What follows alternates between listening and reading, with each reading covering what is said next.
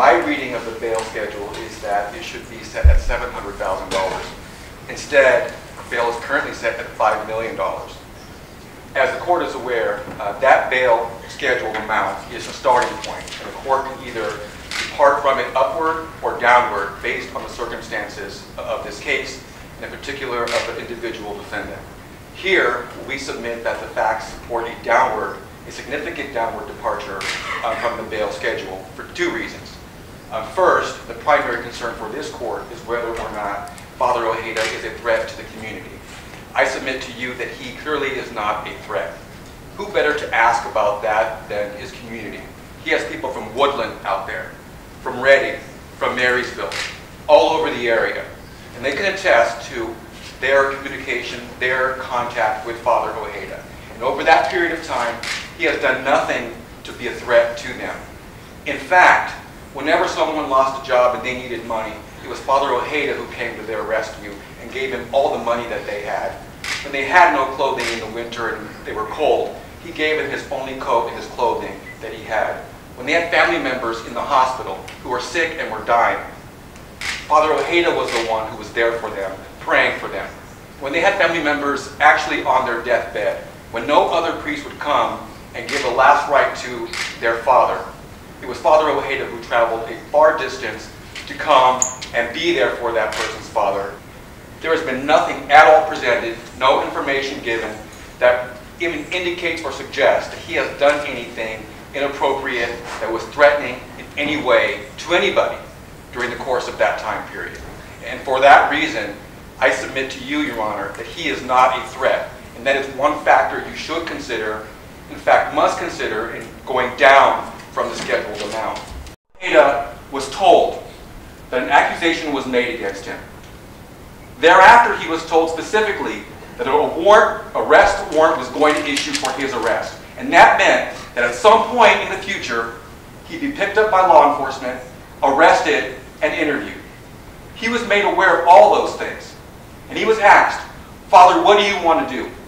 You want to go back to Vianney House is where he was going to go, where he'd be free to leave, free to flee, do whatever he chose to do, or face these charges, turn yourself in. He chose the latter. His conduct suggests and shows that he's not going to make any effort, any attempt to flee this jurisdiction. He chose to turn himself in, to be arrested, and to be interviewed by police, because he knows that that's what his obligation is in this country, as a citizen of this country. The defendant was interviewed by an investigator for the diocese, who was also a former FBI agent. And it was during that interview the defendant admitted to entering the victim's bedroom at night, to holding her, to kissing her on the lips. He also admitted that the activity progressed to fondling and kissing her breasts. And the defendant admits to having more than 10 separate sexual encounters with the victim. The defendant admitted to frequently telling the victim that he loved her.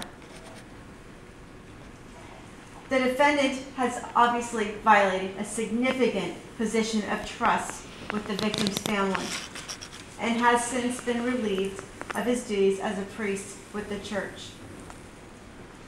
I agree with the defense that the scheduled bail amount for the current charges is $700,000. However, Your Honor, this situation, I believe, is unique. I don't know the facts of the other case that the defense has cited where the bail was set at $250,000. But here we have a unique situation because the defendant admitted to molesting the child. Your Honor, I'd ask the bail remain as set, or at a minimum triple the scheduled bail, or perhaps double it. The people believe the defendant is a flight risk, and it is our duty to protect the community. The defendant has admitted to molesting this child.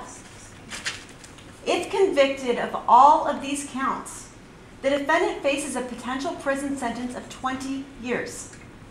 Are you suggesting that he has no ties to Mexico at this point? I am suggesting that. And just because she thinks it, and I'm not sure what's obvious about it, just the fact that he's Mexican, I guess. But his family is here. Mr. Ortiz, you can get off that, okay? been in Mexico from age 8 to 16, educated in Mexico. Are you telling the court that he has no ties, no acquaintances, no people that he knows in Mexico? Well, of course he knows people there, but his family is here. Is there anything further you want to Submit it. Anything else about No, yeah. people? I have another question, Mr. Ortiz. You mentioned I'm supposed to be comparing this to some other case that has $250,000. I don't know what you're talking about.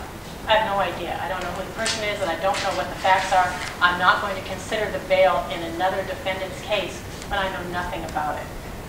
I am going to consider the defendant regardless of his last name. It makes no difference to this court what his last name is.